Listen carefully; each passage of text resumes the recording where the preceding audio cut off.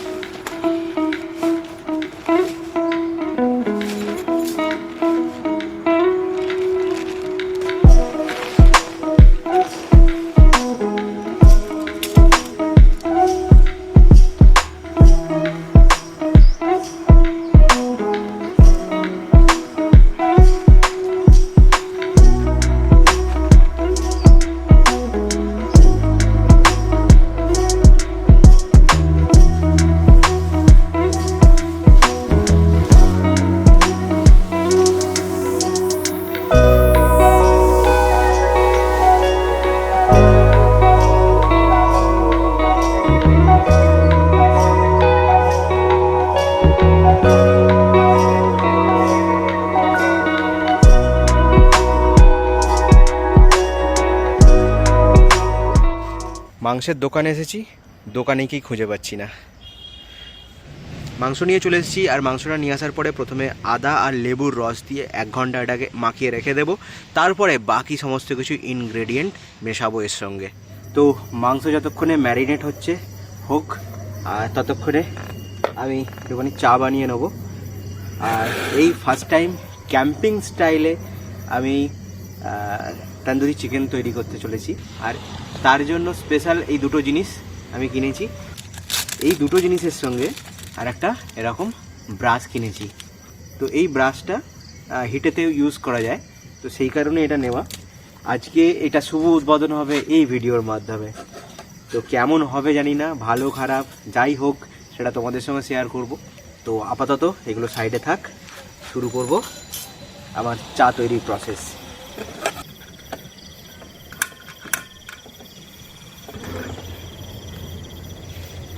তো চা আমি সবসময় পিওর গুড় দিয়ে খাই, আর এখন অরিজিনাল গরুর দুধ পাওয়া যায় না, তাই আমুল দুধ ইউজ করতে হয়।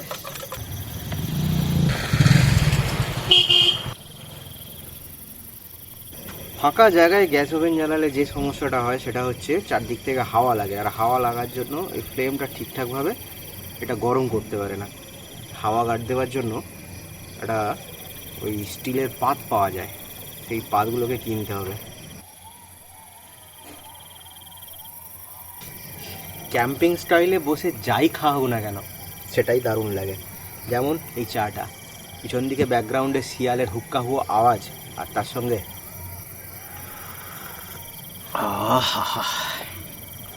চা খেতে খেতে তোমাদের লাইটিং সেট আপটা একবার দেখাই, যে আমি লাইটিংয়ের জন্য কি কি ব্যবস্থা করেছি।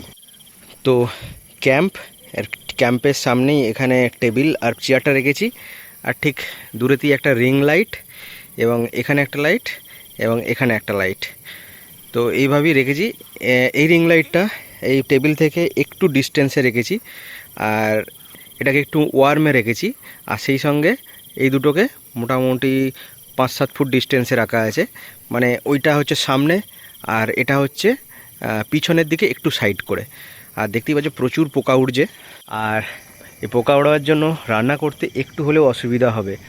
তো সন্ধেবেলার টাইমটা একটু কেটে গেলে তারপরে এই পোকার ভাগটা অনেকটা কমে যাবে।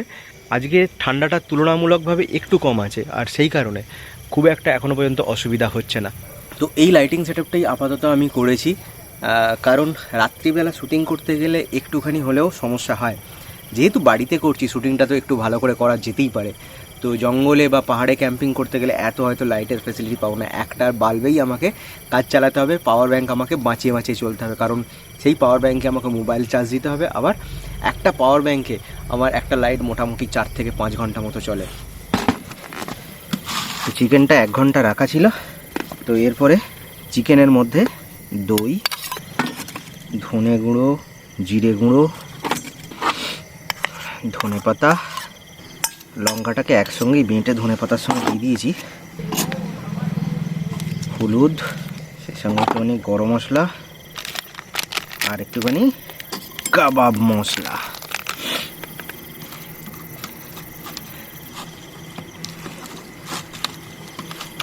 তো এক্ষেত্রে আমি কোনো লঙ্কা গুঁড়ো ব্যবহার করছি না, কারণ লঙ্কা গুঁড়ো আমাদের কেউ খায় না। তো চিকেন ম্যারিনেট করতে দেওয়া হয়ে গেছে, প্রায় 1 ঘন্টা অলরেডি হয়ে গেছে। তো এবারে এটাকে তন্দুর করার পালা।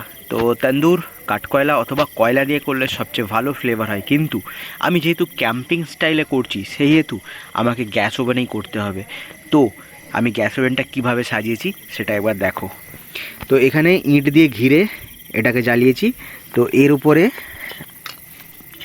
এর উপরে এটা রেখে আমি তন্দুর করতে পারবো, এটা আমার পক্ষে সুবিধা হবে। আর এখানে বাটারটাকে মেল্ট করেই নিয়েছি, আর কিছুক্ষণ ওয়েট করার পরে শুরু করব আমার চিকেন তন্দুর।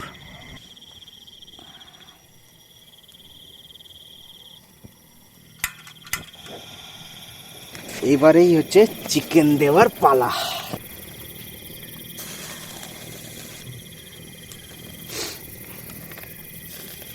তো একবারে 3টের বেশি হবে না যা বুঝছি।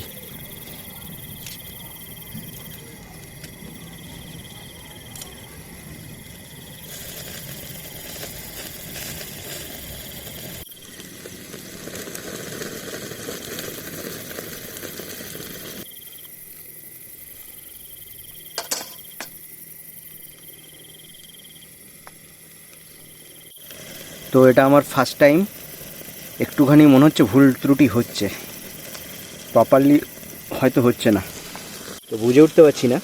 তো আপাতত এটা হোক, এটা হওয়ার পরে একবার টেস্ট করে দেখব ঠিকঠাক হচ্ছে কি না, তারপরে আমি দ্বিতীয় ধাপ করব।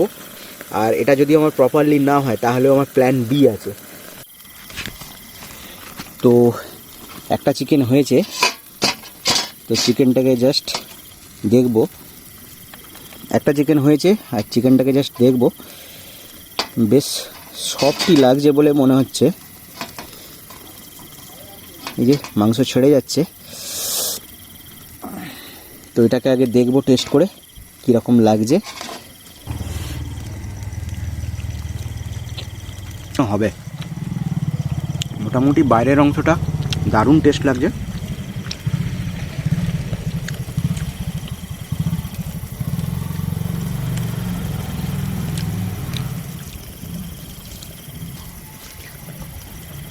ও, এই ধরনের খেতে লাগবে ভাবতে পারছি না,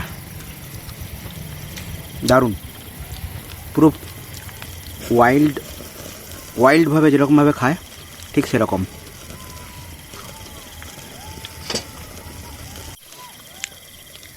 মোটের উপর যদি বলতে পারা যায় খুব যে সুন্দর হয়েছে তা নয়, কিন্তু যে তন্দুরটা কয়লার আঁচেতে যতটা সুন্দরভাবে হয় এখানে অতটাও সুন্দরভাবে হচ্ছে না, কিন্তু হয়েছে। মাংসটা বেশ ভালোই নরম হয়েছে। মোটামুটি 15 মিনিট মতো প্রসেসিং করার পরে বাইরের অংশটা পুরো নরম হয়ে গেছে, ভিতরের অংশটা একটু শক্ত আছে। এটা মোটামুটি আর 10-15 মিনিট হলেই এটা একদম ঠিকঠাক হয়ে যাবে। এখানে আমার ফিডব্যাকই সব নয়, বাড়ির লোকেদেরকেও দেব। তো বাড়ির লোকেদের ফিডব্যাক যদি ঠিকঠাক হয় দেন বলতে পারবো যে হ্যাঁ, এটা ক্যাম্পিংয়ের জন্য সাকসেসফুলি করা যেতে পারে।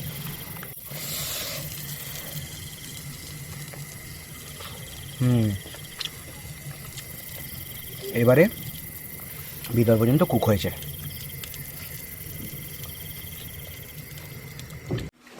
তো যেটা কুক করেছি প্রিয়াঙ্কাকে এটা খাইয়ে এবার দেখাই কীরকম হয়েছে,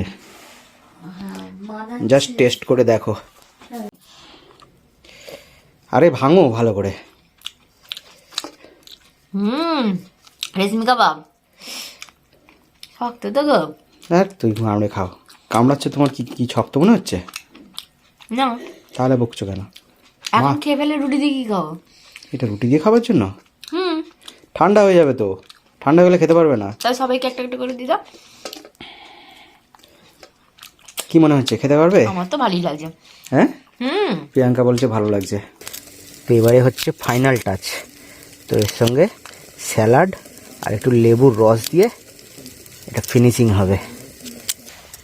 তো পেঁয়াজ, টমেটো আর শসা তিনটেই রেডি হয়ে গেছে।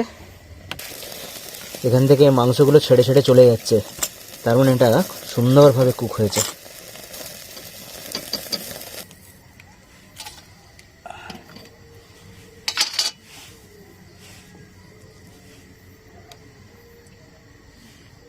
তো ফাইনাল প্রোডাক্ট রেডি।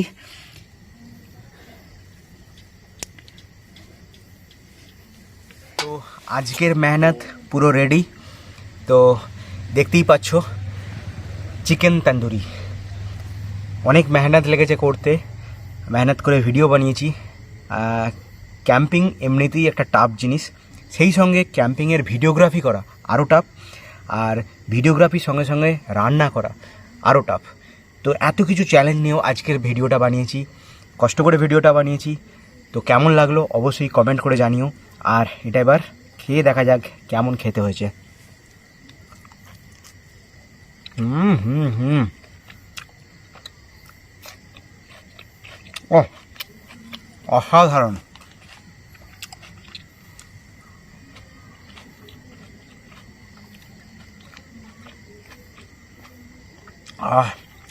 প্রত্যেকটা বাইট ফিল করতে পারছি, খুব সুন্দর, খুব সুন্দর হয়েছে। প্রত্যেকটা মশলার ফ্লেভার পাচ্ছি, জাস্ট কথা হবে না। বুঝতেই পারছো কতটা সুন্দর হয়েছে। প্রথম দিকে এটা বানাতে গিয়ে মনে হচ্ছিল যে হয়তো ঠিকঠাক করতে পারছি না, কিন্তু আলটিমেট ফাইনাল রেজাল্ট দারুণ সুন্দর হয়েছে। তো ক্যাম্পিংয়ে নেক্সট টাইম চিকেন তন্দুরি বানানো সম্ভব, তাও গ্যাস ওভেনের মধ্যে। তবে হ্যাঁ, গ্যাস ওভেন একটু নোংরা হয়, এনিহাউ করা কিন্তু সম্ভব। এটা যারা ক্যাম্পিং করবে তাদের কাছে একটা অপশন। তবে গ্যাস ওভেনে না করেও যদি কাঠের যে আংরা অর্থাৎ কাঠকয়লা যেটাকে বলা হয়, সেটাই করলে আরও ভালো ফ্লেভার আসতো এটা। তো এনিহাউ দারুণ সুন্দর হয়েছে। আর এই নোটেই আজকে ভিডিওটা এখানেই শেষ করছি। কেমন লাগলো ভিডিওটা কমেন্ট করে জানিও। চিকেন তো ভালোই হয়েছে, তোমরাও ভালো থেকো। দেখা হচ্ছে পরের একটা নতুন ভিডিওতে, আর ততদিনের জন্য বাই বাই। হুম হুম হুম